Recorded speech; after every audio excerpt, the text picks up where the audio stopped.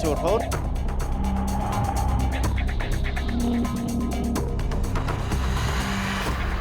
Estamos a pocos días de recordar una de las fechas que la historia en nuestro país considera la más dura, la época más dura, con la interrupción de la democracia y con un golpe militar que termina un gobierno democráticamente electo. Esta noche vamos a conversar con quienes estuvieron viviendo ese momento, hombres públicos, y que también vamos a compartir esta conversación con la mirada que se puede tener desde la sociología. Bienvenidos a Visión Nocturna. Vamos a saludar primeramente a todos nuestros seguidores a través de UFRO Visión. Estamos en todas nuestras señales y a través de la radio nuestro cariñoso saludo a la 89.3 acá en Temuco y en Angol 94.1 para toda la provincia de Malleco. Quiero decir primeramente que uno de nuestros invitados ha hecho el sacrificio de venir desde Santiago exclusivamente para estar con nosotros en esta oportunidad y eso se agradece. Se trata del abogado, exalcalde, exparlamentario Camilo Salvo Inostroza, a quien le damos la bienvenida. Don Camilo, un agrado en tenerlo por acá. Sí, muchas gracias. En realidad yo me siento gratificado de estar en Temuco, que en el hecho es mi tierra, pese a que yo soy de Traiguén. Y va a participar otro que también es de Traiguén, que es el diputado que usted lo anunciará enseguida. Muy bien. Bueno, estamos aquí en el panel también con Emilio Moya. Él es sociólogo de la Universidad Católica de Temuco. Tiene la responsabilidad de esta escuela destinada a crear cientistas políticos. ¿Cómo está, Emilio? Gracias por estar con nosotros. Muchas gracias por la invitación, Miguel Ángel. Y bueno, espero que sea una conversación fructífera sobre un tema que todavía divide a nuestro país. Bueno, eso lo vamos a ir conversando. Y en línea estamos desde la capital con el ex abogado, ex parlamentario, agricultor, Luis Monge Sánchez, a quien le agradezco. Lo estamos viendo, don Luis, un agrado en tenerlo con nosotros a través de la distancia. Igualmente, Miguel Ángel, un gusto de saludarte. Gracias por la invitación, de acordarse a quienes ya tenemos tus años, pero y muy honrado de estar con mi coterráneo Camilo Salvo y el profesor que también acompaña este panel. Bueno, yo lo decía fuera de programa, hacer recuerdos de lo que fue ese 11 de septiembre, día martes, no me olvido, Día del Profesor. Yo estaba en quinto año básico en la escuela Monseñor Guido de Ramberga, en Padre Las Casas. Caminaba por esas polvorientas calles de ese entonces, hoy día se ha mejorado bastante, y lo primero que me sorprendo es que llegar a la esquina de Maquiver con Pleiteado, la tercera comisaría de Carabineros, había sacos de arena a modo de contención afuera del cuartel de Carabineros, y los carabineros no estaban usando un uniforme normal, que era la gorra y el palo, que era la luma que se usaba en ese tiempo. La habían cambiado por un casco, que hoy día entiendo se llama balístico, y una ametralladora. Fue el comienzo de un largo tiempo en que en mi corta edad trataba de comprender qué es lo que pasaba. Las comunicaciones no eran como hoy día. No en todas las casas había una radio, menos un televisor. Estamos hablando de 1973. ¿Dónde estaba Camilo Salvo en ese tiempo? Yo era diputado por el Partido Radical, segundo periodo, y estaba, justo que esa semana me había quedado aquí en la zona y estaba en Traiguén, en la casa de mi madre, y la noticia me sorprendió en el baño. De tal manera que quedé el día 11 de septiembre en mi pueblo de Traiguén, con orden de detención, y debo decir que salí clandestinamente de Traiguén el día 12 de septiembre, lo que contribuyó un poco a la molestia de los sectores de las Fuerzas Armadas, porque yo salí, llegué a Santiago, tomé a mi familia y me volví a Traiguén con ella y me presenté voluntariamente en el regimiento Miraflores de Traiguén, cuando era comandante don Helio Bachugalupo Soraco, jefe de toda la zona de Malleco. Usted tiene harta historia, trajo documentos exclusivos y tenemos la suerte como programa y como canal de televisión de la Universidad de la Frontera contar con esos documentos que los vamos a estar revisando luego porque es también parte de esta historia. Luis Monge, ¿usted dónde se encontraba para ese 11 de septiembre de 1973? El 11 de septiembre me encontraba rumbo a La Moneda. Tenía una reunión con el ministro de Agricultura de la época, que era don Jaime Tomás. Teníamos una reunión programada a las 9 de la mañana. Pero yo creo, para entrar en contexto, les voy a contar desde el miércoles anterior cuál fue la situación.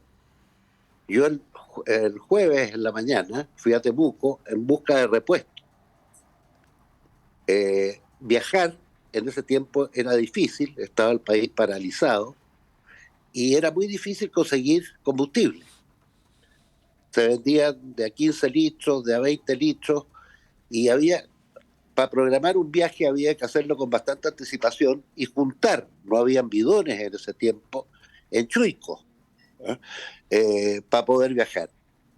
Ese día estuve en la mañana en Temuco comprando repuestos, que no encontré ninguno, por supuesto, y terminé comprándome una máquina Olivetti, una máquina de escribir, que la necesitaba igual, pero no era primordial. A continuación, traté de buscar a alguien que me acompañara en un viaje a Santiago. Estaba el país cortado, y el único que conseguí fue a don Daniel Rodríguez, que era un comerciante en cerdos, Ya. iba de vuelta a su tierra. Él decidió acompañarme en unas carreteras vacías, llenas de miguelitos, llenos de obstáculos, y entre otros preciados regalos, llevaba para un sobrino que había nacido con muchos problemas, 2 tarros de leche nido que había conseguido de manos de un comerciante amigo. ¿Era el mercado negro? No, ¿No? el comerciante era bastante honesto. Ya. Al mismo tiempo, de vuelta a Traiguén, nos reunimos, entre otros con Camilo Salvo, a una reunión de abogados para despedir a un funcionario que era abogado, a Juan Villa, que iba trasladado a la 8ª región.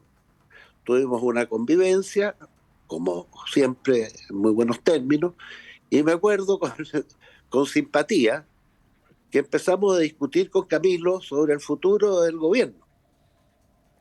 Y para poner más énfasis a los hechos, poníamos una silla y discurseaba Camilo, discurseaba yo. Y terminamos Arriba de una mesa. ya alrededor de las 12 de la noche. En una segunda mesa discutiendo arriba. Claro, Camilo me dice, mira, la revolución no la para nadie. La suerte ha sido echada. Yo le dije, no cantes victoria antes de tiempo, la rueda de la fortuna no la ha clavado nadie. Eso fue lo último que conversamos con Camilo. Partí al día siguiente de viaje a Santiago, carretera desierta, y al llegar a Linares, se atraviesa una cuadrilla de personas con pañuelos rojos que eran del MIT y estaban revisando todo el cargamento que traían los distintos vehículos que transitaban por la carretera. Ya. Y pretendieron quitarme los 2 tarros de leche nido, que eran el regalo más preciado que llevaba mi sobrino. Me costó defenderme. Al final logré pasar con los 2 tarros, pero el resto de las personas les confiscaban la carne, las longanizas y todos los matutes que llevaban hacia Santiago, algunos con fines comerciales y otros con fines de otro tipo. Logramos llegar a Santiago, ya con el olor de benzina que quedaba, ya no quedaban bidones, no quedaba nada, y lo dejé en Paine a este señor. Al día siguiente, ya llegando a Santiago, yo tenía programado casarme esos días, un par de meses más, y como toda pareja joven, estábamos buscando alajar la casa, las cosas básicas, una cocina, una radio, lo que se usaba. Éramos muy modestos en ese tiempo, no había la profusión de artefactos y cosas que existen hoy día, pero era muy básico. Mi señora era procuradora, que también estudiaba Derecho, de doña María Cristina Cruz Ponce, que era hija del ministro de Justicia de la época, don Lisandro Cruz Ponce. Y me dicen, yo había sido profesor de una escuela de dirigentes sindicales durante mucho tiempo, y empiezo a llamar a mis conocidos para ver qué podía hacer para conseguir estos, estos elementos. Ya. Y me dice que tenía que hablar con el presidente del sindicato. Una cocina en ese tiempo, me acuerdo, costaba 12.000 escudos. Fui el día sábado a su casa, él la tenía en su garage y me vendió la cocina en 24.000 pesos, 24.000 escudos de esa época. En la tarde, una compañera de universidad estaba de cumpleaños, nos invitó a un pequeño ágape que tenía, y me encontré con muchos amigos que eran de izquierda. Muchos tenían cargos en el gobierno, en el Ministerio de Relaciones Exteriores, en el Ministerio del Interior, y estaba tan polarizada la situación que, preguntándole a uno, que era un alto dirigente del MAPU, este clima de crispación que había, ¿qué pasa si nos encontramos en la calle, en bandos opuestos? Y lisa y llanamente me dijo, te mato. Tomé nota y me pareció bastante fuerte lo que me había dicho, pero era el grado de enfermedad que había en el ambiente. Estábamos enfermos, las familias divididas, los amigos dejaban de serlo por razones políticas. Y en este clima de crispación llega el día lunes, y el día lunes preparamos la reunión con otros dirigentes de la Confederación de Pequeños y Medianos Agricultores de Chile, y intenté recuperar, por encargo del presidente de los agricultores de esa época, en Cheyenne, que era don Víctor Naur, traté de conseguir un repuesto que hacía 10 meses que había encargado y que no le había llegado hasta esa fecha. El día 11 de septiembre, el auto mío andaba, porque Dios era grande, Ya. y siempre lo llevaba a una bomba de benzina donde había un maestro, el maestro Solís, que me lo arreglaba Ya. y me permitía seguir viajando. Don Luis, si me Y me permite, pasaba a buscar.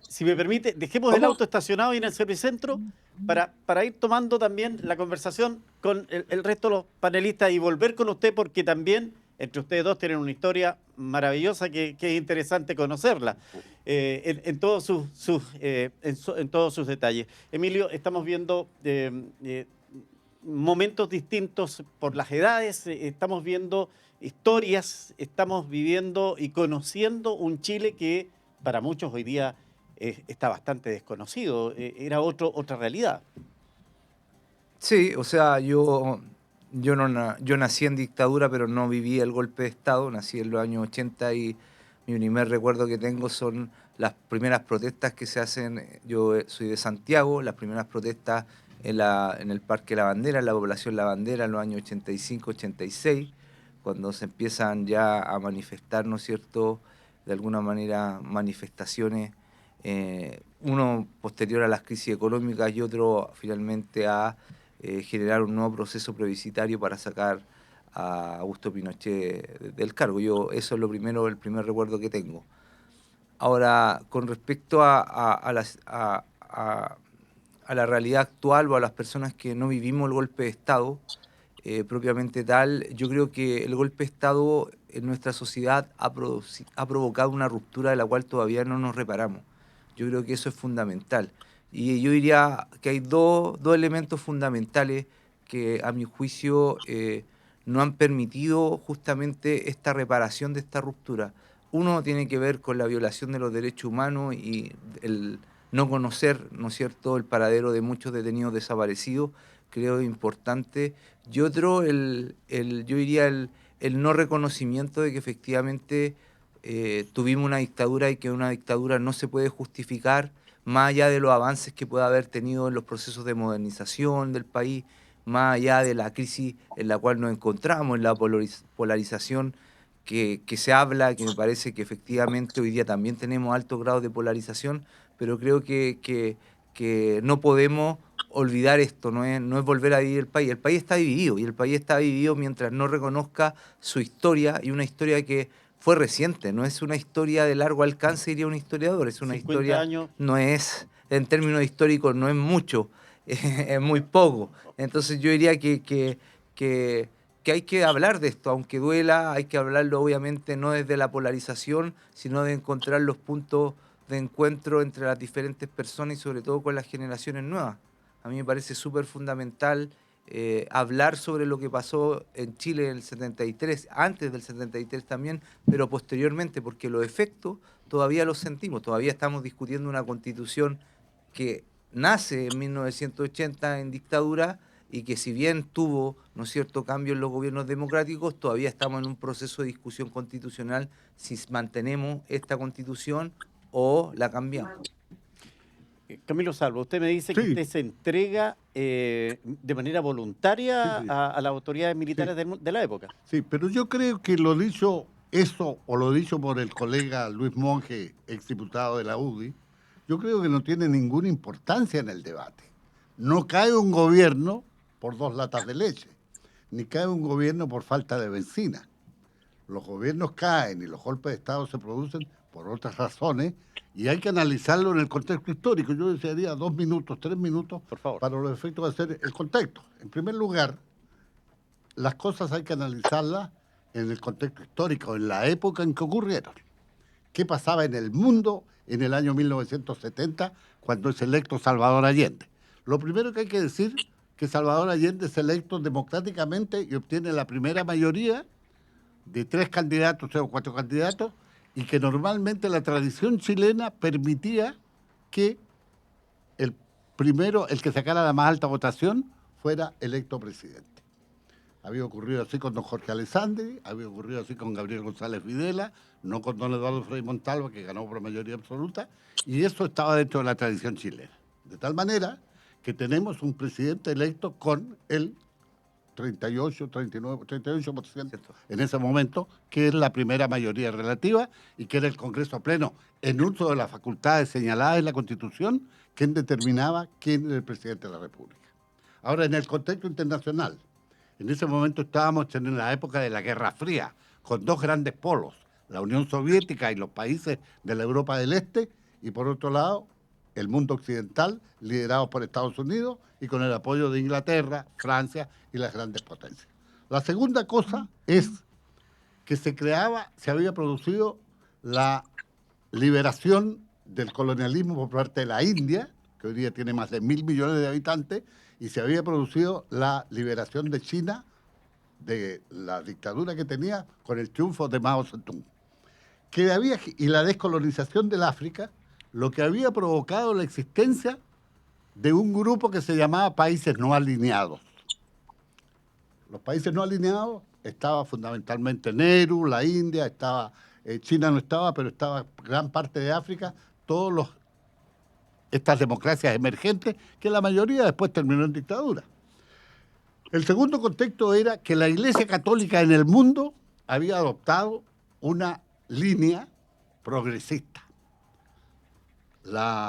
El Papa Juan Pablo II, con el Concilio Vaticano II, con Puebla y Medellín, los documentos de Puebla y Medellín, con la doctrina de la teoría de la liberación, con Mater Magistra, Popular Progreso, 40º Ano, que eran encíclicas que señalaban que la Iglesia Católica, casi mayoritaria en el mundo occidental, es decir, mayoritaria en el mundo occidental, pensaba que tenía que tomar el camino de favorecer a los pobres, a los desposeídos, a los que no tenían fortuna. Y había triunfado en Cuba la Revolución Cubana, que había logrado una derrota de alguna manera, el imperialismo. Y que las riquezas básicas de los países, entre otros Chile, no eran propiedad ni del Estado donde estaban, ni de otro país o del capital internacional como ocurre ahora, sino que eran de algunas empresas, la Andes Mining Copper, la Anaconda Copper, en fin, tanto así que hay un poema de Pablo Neruda en el Canto General que dice: cuando Dios repartió el mundo, a la Andes Mining Copper le dio tal cosa, a la Coca-Cola Corporate le dio la otra, no me acuerdo exactamente cómo es el verso. De tal manera que en ese momento ese era el contexto. El tema de los tarros de leche o el tema de la falta de benzina son colaterales a los hechos profundos que habían. Y en tercer lugar, había habido un gobierno muy combatido por la derecha, de un presidente que se llamaba Eduardo Frei Montalva, Y usted, señor Monge, que no es mediano ni pequeño propietario, sabe que el gobierno de Eduardo Frei propició la reforma agraria que fue aprobado por el Parlamento democráticamente electo. Y que Allende Y, pone y después vengo a eso. ¿Ya? Y que establece la chilenización, el 49%, y establece las 80 hectáreas de riego básica, establece la sindicalización campesina en la época que los obreros del Fondo San José, Chufquén, Quillamagüey y todos los demás trabajaban de sol a sol, y al mismo tiempo establece la promoción popular, donde se establecen las juntas de vecinos, los centros de padres y apoderados y una serie de otras organizaciones que de alguna manera el gobierno de Eduardo Frei Montalva, del que yo no participaba, yo era militante del Partido Radical Laico, se abocan a decir este país en estas condiciones hay que cambiarlo, y Frei logra establecer la reforma agraria, que la había empezado la Iglesia Católica con el obispo Larraín y antes con don Jorge Alessandri, que se llamó Reforma de Macetero, y esa reforma agraria permitió que los campesinos se sindicalizaran y permitió una cosa que usted conoce muy bien familiarmente, la institución del mayorazgo y del inquilinaje. Desapareció el mayorazgo que le permitía a las grandes fortunas agrarias ser propietarias de grandes cantidades de tierra con la ley de octubre del 1 de octubre del año 1965, y que al mismo tiempo permitió la sindicalización campesina, las 8 hectáreas, las 8 horas de riego, las 8 horas de trabajo, y permitió al mismo tiempo que se pagaran los salarios en dinero efectivo y que hicieran una serie de cosas que cambiaron al país. Y eso hay que reconocerse a Eduardo Frei Montalva, y fue un error nuestro. Y tercero, que en ese mismo momento, cuando Allende es candidato a presidente de la República, estaba Kissinger, que todavía no era secretario de Estado, era presidente del Comité de los 40, pero estaba Richard Nixon, quien dijo que él por ningún motivo, de acuerdo con un memo que le pasó a Kissinger, y eso está en los documentos que ha sido desclasificado, que por ningún motivo iba a permitir el triunfo de Allende, y se puso dinero para la prensa de Chile y para algunos partidos políticos chilenos para los efectos que se movieran en esa línea. Y que cuando fracasaron, Richard Nixon dijo que los militares chilenos eran una banda de ineptos porque no fueron capaces de llevar adelante el asesinato del general Schneider, y ocurrió lo que ocurrió, usted sabe. Esa era la situación de Chile. Y ahí, y con esto termino, y ahí surge entonces, que lo veremos en una segunda vuelta a lo mejor, ahí surge entonces el proyecto de la Unidad Popular, que tiene una característica destinada precisamente a enfrentar estos problemas y que tuvo éxito en varias cosas, como lo señalaré a continuación. Voy con Luis Monge, que ha sido aludido directamente en esta reseña que hace Camilo Salvo.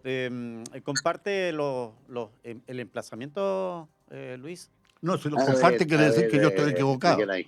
Si los comparte quiere decir que yo estoy equivocado. Dejémoslo que hable, dejémoslo que hable. Lo que pasa que Camilo es mucho mayor que yo. Entonces yo alcancé a conocer muchas injusticias en el campo, pero ninguna tan antigua como las que se remite Camilo. Además, en ese tiempo yo tenía 197 hectáreas que equivalían a ni siquiera a 2 parcelas Cora, que eran de 30 hectáreas, 80 hectáreas en este caso, cada una. Pero quiero aclararle algo a Camilo. Efectivamente, la Constitución del 25 establecía que cuando no había una mayoría absoluta, el presidente de la República era elegida entre las 2 primeras mayorías relativas por el Congreso pleno. Lo que está claro, que Allende sacó el 36% de los votos, Alessandri me parece 35%, y Tomic, si no mal recuerdo, algo alrededor del 28% de los votos. Y Salvador Allende fue electo, de acuerdo con las normas democráticas que había en la época, pero con la votación básicamente de la democracia cristiana. La democracia cristiana fue la que coronó esta situación. Esa democracia cristiana, para darle la votación en el Congreso, tenía sus dudas y le exigió a Allende un estatuto de garantía. Me acuerdo que era el senador Prado que gestionó este asunto hasta que lograron sacar una declaración. Declaración que al poco tiempo de andar las cosas, esas garantías no se cumplieron. Y empezaron los atropellos, a los fallos judiciales, empezaron los indultos masivos, a la gente del MIR, a la gente de la BOP y otros grupos extremistas que habían. Empezaron los resquicios de la mano del profesor Novoa Monreal. Empezaron a hacerse uso de decretos que llevaban años durmiendo el sueño de los justos, y se empezó a extrapolar la situación. O sea, no solo empresas grandes, monopólicas o qué sé yo, fueron expropiadas, sino que muchas pequeñas, medianas o empresas emergentes. Las trabas para desarrollar cualquier emprendimiento, cualquier actividad económica, eran terribles. Y teóricamente, Allende se había presentado siempre como un socialdemócrata. Y después reconoció y le dijo a la entrevista a Regis Debray y en sus discursos, porque se fue acelerando a medida que pasó el tiempo, se fue olvidando de su pasado socialdemócrata y se declaró abiertamente marxista, y se reconoció a la luz de la historia después, de que sin vía violenta no era posible hacer la construcción de su programa.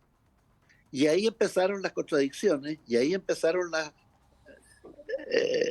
los enfrentamientos. Yo recuerdo que la información básica que teníamos quienes vivíamos sin celulares, y había un canal de televisión en la zona, la información básicamente venía acá, gracias a la presencia permanente de parlamentarios de la democracia cristiana, del Partido Radical, que después se escindió y pasó a ser el PRI, y esa era la principal fuente. Yo recuerdo que en las semanas previas dijeron que la suerte había sido echada, que el golpe de Estado iba a ser sí o sí, porque los intentos que había hecho Narciso Urureta y otros parlamentarios no habían dado fruto. En el fondo hay que reconocer una cosa: la audacia que tuvo Salvador Allende para plantarse teniendo un respaldo de un tercio, poco más de un tercio de la ciudadanía, e imponer su programa. Mucho más cauto fue el Partido Comunista. El Partido Comunista, recordemos la última época, que empezaron por todas partes, no a la guerra civil. El Partido Comunista sabía que no estaban en condiciones de enfrentar eventualmente al ejército. Y sin quebrar el ejército no era viable ir al triunfo por las vías de hecho. Entonces, ese error fue honesto. Al final terminó incorporando en los últimos días a los militares a su gabinete. En los ministerios. ¿Perdón? Sí, los militares en el gabinete del presidente. En el gabinete, claro. Y eso produjo un quiebre en el seno de las Fuerzas Armadas. Muy bien. Luis, deme un instante, por favor, Emilio. Evidentemente estamos frente a dos miradas distintas. Dos vivencias distintas. Dos miradas distintas. Sí. Es la característica del chileno. Dicen que solo en Chile se ha logrado de que llegue un gobierno de izquierda, comunista, marxista, por los votos al poder, y que después de una dictadura también se vaya por un plebiscito el dictador. ¿Es parte de la esencia de nuestro pueblo? No, o sea, es que no me gustan las explicaciones ni culturalistas ni esencialistas, porque eso implica que nos quedamos sin explicaciones cuando queremos explicar un fenómeno. Yo creo que efectivamente... ¿Cómo se explica este fenómeno? Es que una cosa, a ver, yo para el futuro, mirando el futuro, porque no tengo la experiencia de un actor político, no fui actor político en ese momento, pero alguien que hoy día hace clase en una universidad y debe reflexionar desde la universidad lo que pasó. Una cosa es que efectivamente el gobierno del presidente Allende o de la Unidad Popular obviamente enfrentó un contexto histórico, social y político y económico bastante, yo diría, complejo, y eso es así.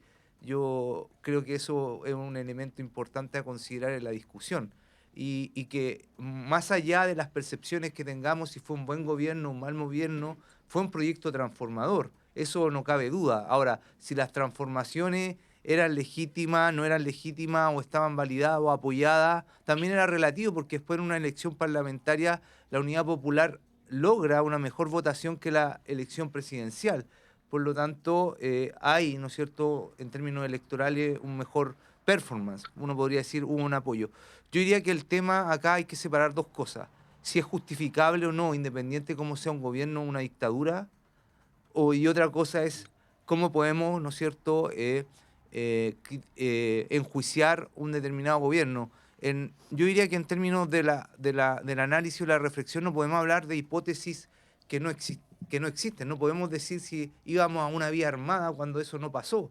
O sea, no nos encontramos justamente en una vía armada, no se desarrolló una guerra civil como fue la de 1891, donde sí hubo una guerra civil. Entonces, no son hipótesis plausibles en términos académicos. Yo voy a hablar como académico. En términos académicos no es plausible. Lo que sí es plausible es que luego, ¿no es cierto?, de el gobierno del presidente Allende, elegido democráticamente, vino una dictadura.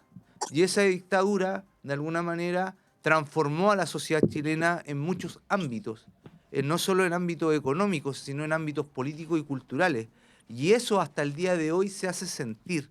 Y a mí me parece que uno de los aspectos centrales en la discusión, más allá y respeto mucho las vivencias que están acá, porque obviamente esas vivencias obviamente nos sirven para mejorar nuestra reflexión sobre lo que pasó, es justamente, yo diría, por ejemplo, ayer mismo Chile Vamos saca unos 7 principios, ¿no es cierto?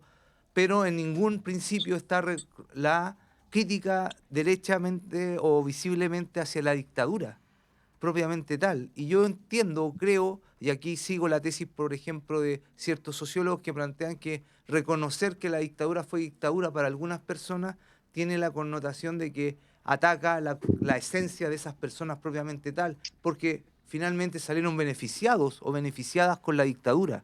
Y eso cuesta reconocer que un sistema no legítimo como una dictadura te generó beneficio o no. El gobierno de Allende pudo tener muchos problemas externos, internos, endógenos, problemas que venían, ojo, estructuralmente del desarrollo del modelo chileno de desarrollo, que se van repitiendo históricamente.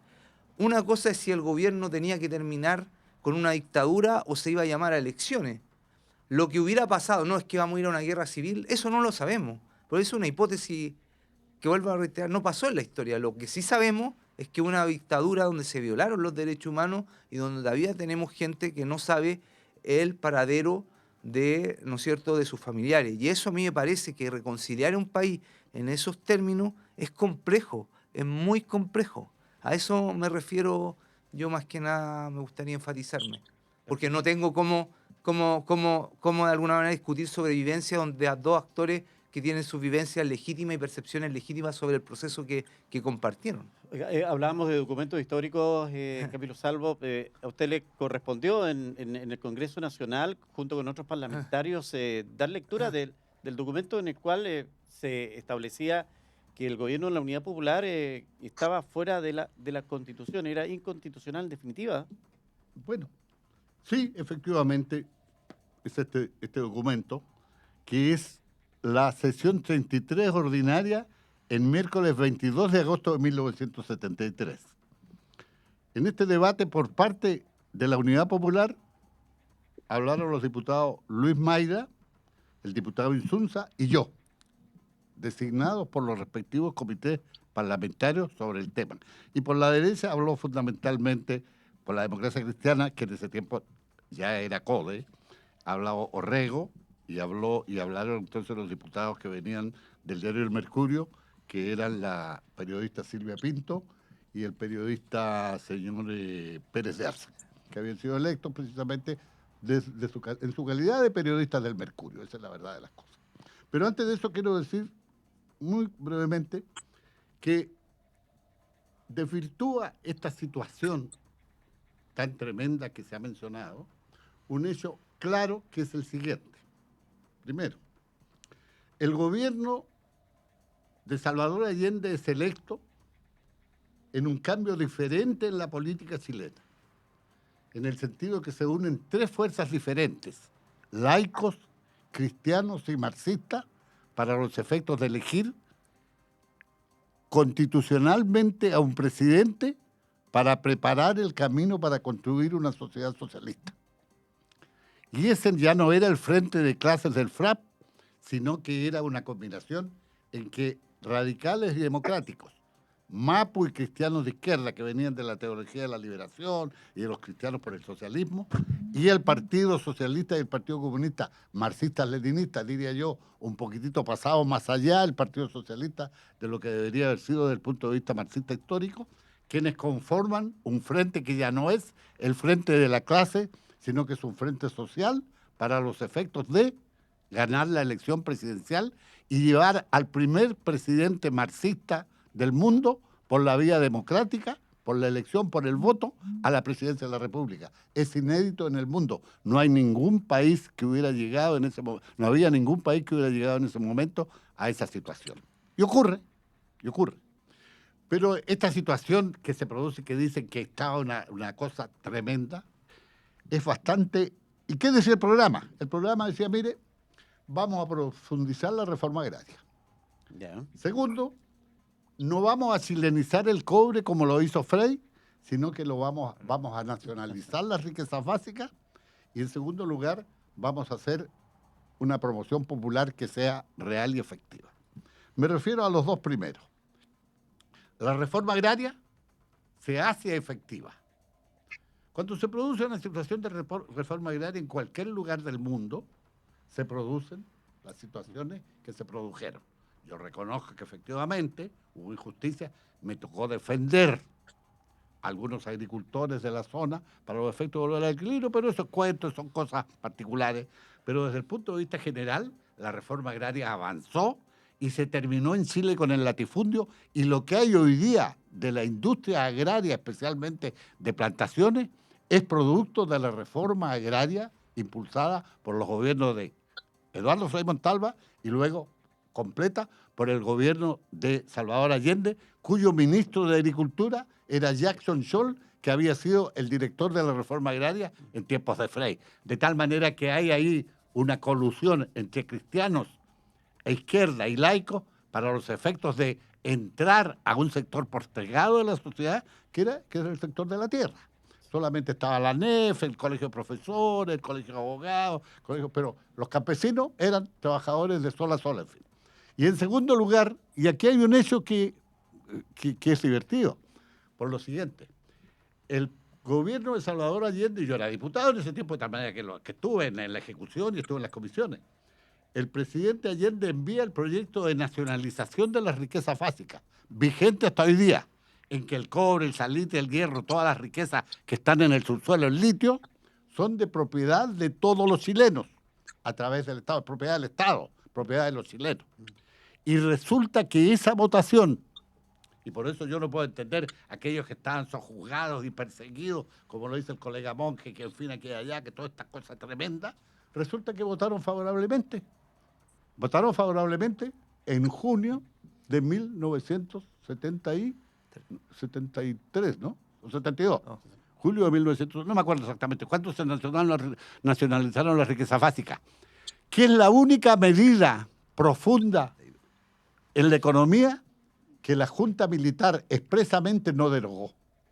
Y hay un discurso de Merino, un discurso de Lee y una intervención del general de Carabineros, quien dice, esto no, cuando Caguas, todos los civiles le propusieron al gobierno de Pinochet que modificara también esta parte de la Constitución y que volviera a dejar eso susceptible de apropiación, como se pretende ahora en la actual reforma constitucional, Merino textualmente dice, eso ya lo aprobó el pueblo de Chile y se vería muy mal que nosotros cambiáramos esto. Entonces, y termino, resulta que yo pido lo siguiente, la siguiente prueba. El día 10 está perseguido. El día 10 de septiembre salió el mercurio, la venta del mercurio. Salió la tercera, salió la segunda, salieron todas las revistas y funcionaban todas las radios. Entonces, ¿de qué estamos hablando? ¿De qué persecución estamos hablando? ¿De las peleas que había entre los miristas y los Patria y Libertad? Bueno, pero es que en las sociedades, en evolución y en cambio, se producen esas situaciones. Pero desde el punto de vista general, no había esta cosa. Y termino diciendo, aquí, en este documento que está aquí, y que se lo voy a dejar Gracias. a nuestro periodista, están los discursos de las diferentes personas, y yo voy a leer y termino un solo párrafo, representando a la derecha, el señor Osa Bulnes, diputado del Partido de Renovación Nacional o de la UDI, no me acuerdo exactamente. Bueno, en ese tiempo no estaba ni Renovación Nacional ni la UDI, hubiera sido Partido Nacional. Era el Partido Nacional, claro, pero habían dos sectores ahí. Él habla y se produce entonces una discusión muy... Perdón, está acá. Ya. Está en el otro documento. En el otro documento. Se produce una discusión y el señor Osa, interpelado sobre la materia, dice, refiriéndose a las carabineras, que serían 2 pacas. Ya. Y en este momento, cuando alguien del sector nuestro dice el Paco, que es una cosa tradicional del pueblo chileno, saltan y rajan vestiduras diciendo que no se puede ofender, que aquí que allá. Resulta que el señor Osa dice, serían 2 pacas que estaban ahí. Pues aquí lo tengo subrayado. No, pero está bien. Y aquí están los documentos, y aquí está la intervención de Mayra, la intervención de Insunza y la intervención mía, en que señalamos claramente que no puede la oposición pretender con este acuerdo sacar al presidente de la República porque saltarse la Constitución. Al saltarse la Constitución, provocan esta situación. Luis Monge, el gobierno de la Unidad Popular encabezado por Salvador Allende, en definitiva, viola la Constitución, en definitiva, estaba actuando fuera del contexto constitucional de nuestro país de la época. A mí me parece que sí, parece que se tiró la cuerda más allá de lo posible, porque se necesitaba una ruptura. Si se quería cambiar el sistema, el estado de cosas que existía, no había otro camino que no fuera apretar el acelerador. Y ahí entonces es donde se empieza a producir el pánico. Yo tengo la certeza de que a la fecha del golpe de Estado, Allende no contaba con más del 20-25% de la población. Incluso mucha gente que había apoyado al gobierno se había ido descolgando. En Chile somos partidarios de los cambios, pero no de los cambios violentos. Muchas actitudes de soberbia de parte de muchos funcionarios que se transformaron en verdaderos comisarios políticos en vez de funcionarios públicos, fueron exacerbando la situación. Y eso tiene que tener cuidado, cualquier gobierno, el de ahora, el de la época, y eso no se supo cuidar. Hay unas relaciones que deben existir, de amistad cívica, de educación cívica, que deben ser respetadas y que no se deben romper nunca. Porque había una definición básica distinta, lo que entendíamos algunos por democracia y lo que entendían los seguidores de don Salvador Allende. Cualquier acceso al poder se transformaba en ni un paso atrás. Significaba que esa cuota de poder se iba a ampliar hasta el infinito. Y estamos hoy día como, por ejemplo, en Venezuela, en Cuba, en Nicaragua, donde no son gobiernos democráticos, como lo hemos entendido todos. ¿Qué es lo que pasa? Que hoy día Chile es un país abierto. Antes éramos el último rincón del mundo. Y hoy día, por ejemplo, a mí me impresiona los testimonios vivos de los venezolanos que han venido a Chile, que han emigrado, cubanos que viven en Chile, que trabajan en el barrio Bellavista, en distintas partes. ¿Cómo han sido estos agentes de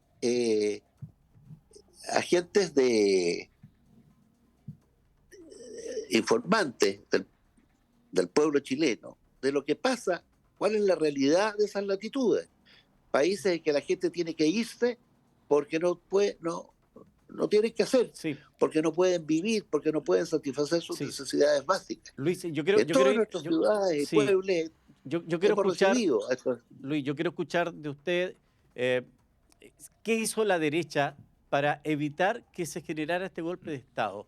Está claro, lo estamos situando históricamente.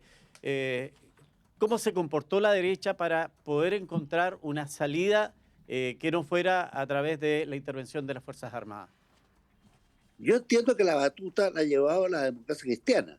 La democracia cristiana puso a Allende en el poder y también negoció hasta el último minuto la posibilidad de que ese estatuto de garantías se cumpliera, que a juicio de la democracia cristiana no se había cumplido, y no hubo acuerdo.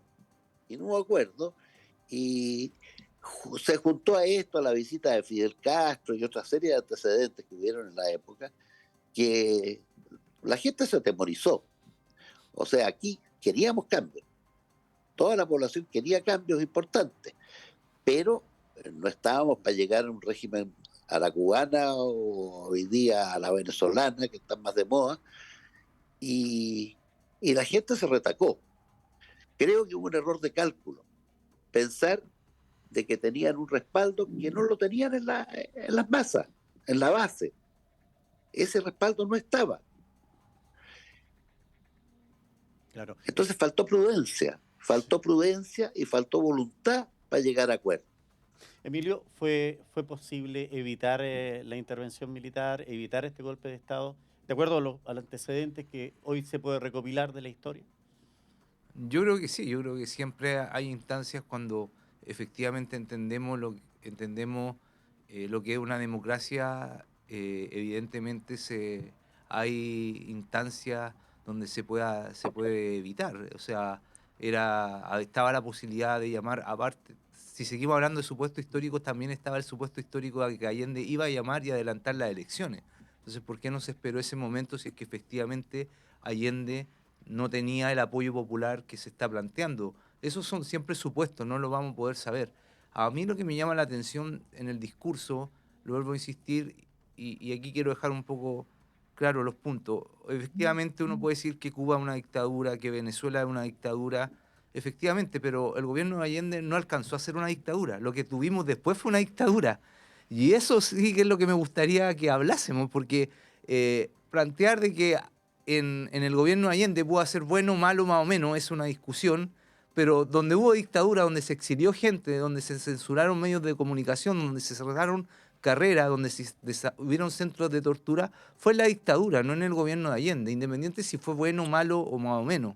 Fue ahí. Yo no recuerdo, no hay cifras de cuánta gente en Chile entre el año 70 y 73 emigra o se va porque el gobierno de Allende sea una dictadura, a diferencia de lo que ocurre en Venezuela, por ejemplo, o se haya cerrado un medio como el Mercurio, por ejemplo, los medios de comunicación. Los medios de comunicación siguieron funcionando, hubo una pluralidad de medios de comunicación. Entonces, a mí me parece que el punto, lo vuelvo a insistir, tiene que ver con que los proyectos parece transformadores en Chile siempre terminan siendo de alguna manera, yo diría, debilitados. Recuerden lo que pasó en octubre del 2019, no hace muy poco. Nuevamente ese proyecto de cambio de sociedad se ve nuevamente hoy día con una constitución que hoy día no se llega a acuerdo.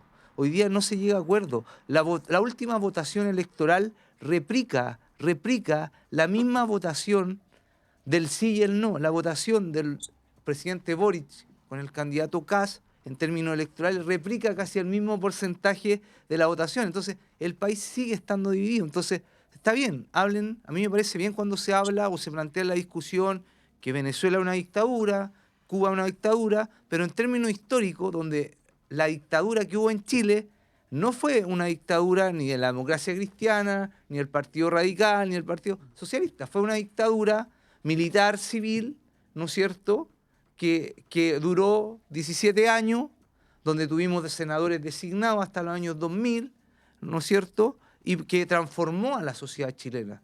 A mí me da la sensación que cuando se habla de que queremos cambios, pero estos cambios tienen que ser en orden, la pregunta es, bueno, los cambios siempre implican, los cambios para mejorar la calidad de vida de los chilenos y las chilenas siempre van a implicar, de alguna manera, quitar ciertos privilegios. Y a veces hay mayores resistencias de los grupos que tienen privilegios cuando se quieren obtener esos cambios. Y se ve como conflictivo, como violento. Y yo diría que de alguna manera, del aprendizaje que queda es cómo vamos a realizar los cambios, qué sociedad queremos de acá a 30 años más. Más allá de la discusión constitucional, hoy día la discusión constitucional está paralizada, está nuevamente paralizada. Sí. Se habla respecto, hoy me queda nada, pero se habla de que se iba a hacer un plebiscito. ¿Era efectivo eso? Usted estaba... Era absolutamente ¿Sí? efectivo. El presidente de la República estaba dispuesto a llamar a un plebiscito para los efectos de legitimar su situación y para los efectos de resolver el problema de las 3 áreas de la economía. Y lógicamente ese plebiscito, en los cálculos de gobierno, contaba con un 65% de aprobación, que era extrapolar las cifras obtenidas por Tomic y por Allende en la última elección presidencial, porque hay que reconocer que la elección de Tomic, en el tercer lugar, en la elección, Tomic llega en tercer lugar, pero el porcentaje de Tomic sumado al porcentaje de la Unidad Popular da del orden del 65%. Y esa gente estaba por los cambios, es decir, los campesinos de la reforma agraria, del sector reformado, los mineros, en fin, una serie de gente, no los mineros privilegiados, no los que ganan ahora 15 millones mensuales, estoy hablando de los trabajadores, de los trabajadores de las minas. De alguna manera habríamos ganado ese plebiscito y eso se impide por el golpe. Ahora, el tema es que si alguien quiere cambiar un gobierno, porque el tema desde el punto de vista real de la Constitución es el siguiente. La Constitución del año 1925, que era la que regía, tenía un mecanismo y ese mecanismo establecía que los 2/3 del Congreso, por notable abandono de sus funciones, podían dejar sin efecto al presidente de la República, es decir, eliminarlo del cargo. Y a esa carta jugó en marzo de 1973 la CODE para los efectos de obtener esos 2/3. Y no los obtuvo, como lo ha dicho aquí nuestro universitario, nuestro sociólogo. Él ha dicho que, lógicamente, que hubo ahí una votación que fue diferente. La Unidad Popular sube del 46% o del 45%, del 36% en la elección presidencial, sube al 44%. Y el señor Monge lo sabe. Él sabe perfectamente que yo había sacado 2.100 votos en la primera diputación y en la segunda votación saqué 8.600, más o menos. Y él sabe perfectamente, porque él estuvo en la investigación que se hizo de mi gestión como diputado en Traiguén y en la provincia de Malleco, de que se inventó ahí de que nos había manejado votos en las urnas, lo que era absolutamente imposible. Lo que pasa es que la Unidad Popular aumentó la votación porque tenía votación popular. Y si usted ve de los que votaron por Tomic, de los que fueron ministros después, Mayra votó por Tomic, Vitar votó por Tomic, Pedro Felipe Ramírez votó por Tomic, Sonchol ya estaba con Allende. Bueno, había una cantidad del Partido Demócrata Cristiano que en la noche del triunfo de Allende se incorporó a marchar porque eran partidarios de los cambios, porque eran herederos de lo que estaba ocurriendo en el mundo. Sí, ese es el tema principal. Mire cómo son las cosas. Hoy día la democracia cristiana prácticamente está eliminada del paisaje político y en ese tiempo, Luis Monge, la democracia cristiana fue la que entrega respaldo legítimo o legitimidad a un gobierno de izquierda. Así fue, pero no pudieron ponerse de acuerdo y no pudieron evitar lo que pasó después. Por algo, porque no tuvieron las garantías suficientes, o no sé, desconozco lo que pasó en esa época, pero las conversaciones fracasaron. Y las conversaciones se hicieron y estuvieron mucho tiempo dedicados a esa, según nos informaban los propios parlamentarios que visitaban la zona. Y cuando ya se vio que había un error de cálculo de parte del gobierno de la época, el que pensaba que tenía mucho más respaldo de lo que efectivamente tenía. Ahí terminaron las conversaciones y después pasó lo que pasó. Bien, mire, quiero finalizar con tengo muchos mensajes. Mario Eric me escribe, dice, bueno programa, buenos los panelistas. Pero se debe reconocer que cada 11 de septiembre hay más polarización. Todo pasa por buscar responsables y no buscar la unidad.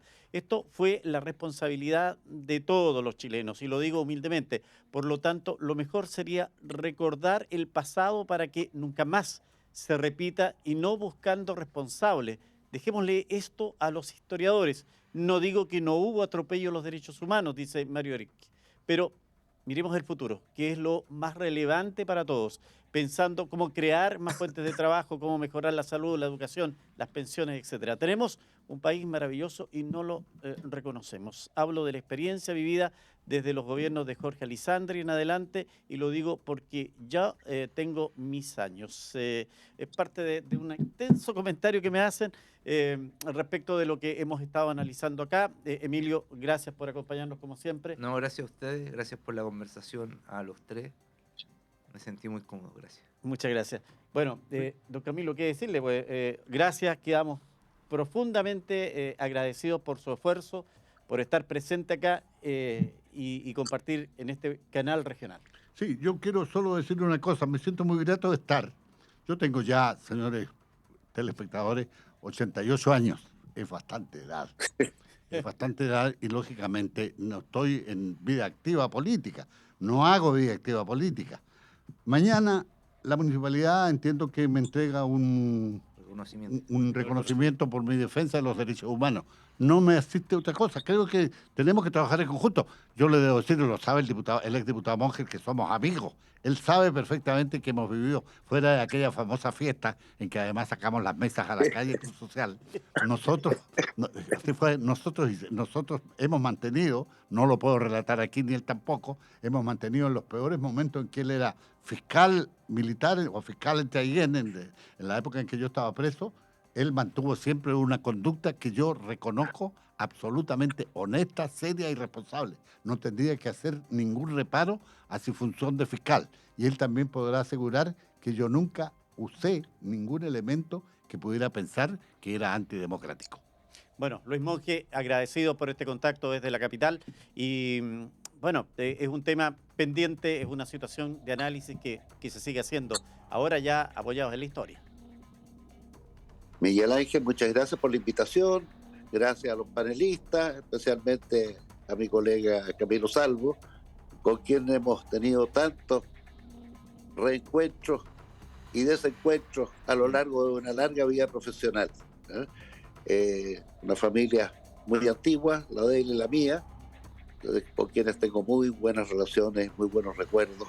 Así que muy interesante el enfoque nuevo del sociólogo, y hasta cuando sea, mientras estemos vivos, estamos siempre dispuestos a ayudar a esclarecer la historia de nuestro país. Mate o muerte, venceremos. Muchas gracias.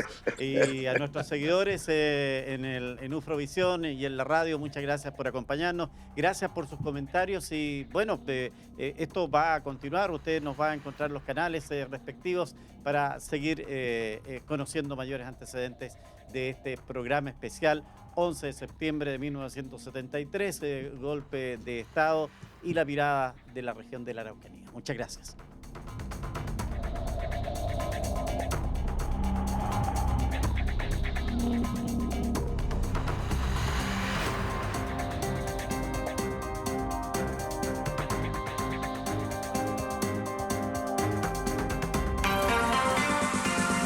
En UFRO Radio, la radio de la Universidad de la Frontera, les invitamos a conocer las noticias para este boletín de la hora. Muy buenas noches, bienvenidos a esta entrega informativa de UFRO Radio. El gobernador Luciano Rivas firmó el mensaje junto al alcalde de Angol, Enrique Neira, para el proyecto de reparación del gimnasio municipal Alberto Larraguibel, una importante inversión por parte del gobierno regional al principal recinto deportivo de la comuna, cuyo nacimiento data de 1960. Así, a través de una inversión de 1.991 millones de pesos, el gimnasio de 3 pisos, que posee una superficie de 2.853 metros